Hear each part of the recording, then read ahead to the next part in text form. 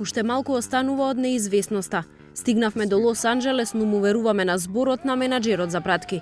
Американската филмска академија се уште ја нема објавено листата на која ќе го видиме Панкот како официјален македонски кандидат за Оскар.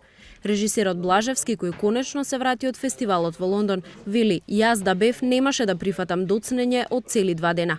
Јас сум сигурен дека е тоа нарочно направено, дека тука нема никаква случајност и не знам што и како. Ама во исто време не ме засегнува премногу тоа.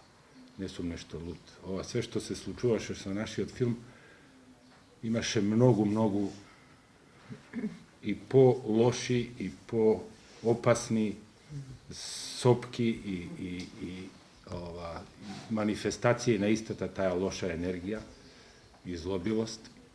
Така да отрпнати сме сите, верувајте, наискрено ви го кажувам ова. Сепак решително вели дека екипата не се предава, бидејќи сепак Панкот не е мртов. Продуцентот тврди дека до ден денеска не добил написмено дека неговиот филм е избран, а главните актери со осуда. Ова не смееше да се случи.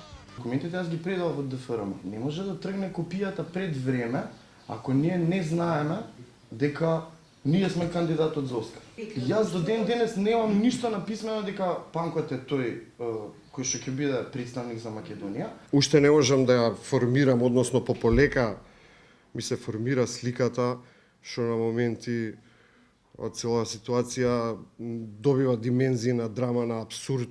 Живееме 2 пати, еднаш за себе и еднаш за своите соништа. Сметам дека ова второто не смеше да се стави под знак прашалник, независно дали се работи за човечки или за технички фактор.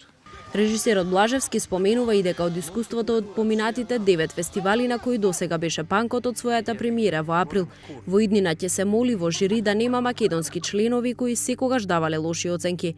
Разочарување е и тоа што Панкот нема да биде дел од предстојното издание на Браќа Манаки.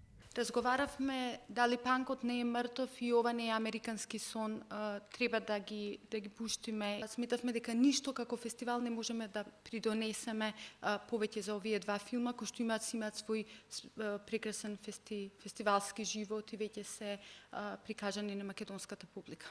Освен Панкот, сепак годинава на Манаки нема да има македонски играни филмови, но ќе се представиме со 2 краткометражни. Меѓу 75-те филма во сите програми ќе го видиме Мето Јовановски во српскиот Бел свет. Ќе погледнеме една македонска копродукција, а Рефет Абази ќе го отвори фестивалот со филмот Крвта која проштева. И годинава ќе продолжи Манаки сценариското катче, која ќе има за цел да го подобри недостатокот од сценарија во филмска Македонија, а повторно ќе има и работилница која ќе ги советува домашните филмаџи како да дојдат до средства и како да пласираат готов производ. Според најавите ќе доминираат големите имиња. Меѓу нив е и Данте Спиноти. Добитникот на Златната камера 300 од 100 фестивали на кои бил поканет, избрал само 2, меѓу кои едниот е фестивалот во Битола. Во духот на љубовта кон филмовите, од 15 до 21 октомври, Македонија ќе живее под мотото "Продолжи да гледаш".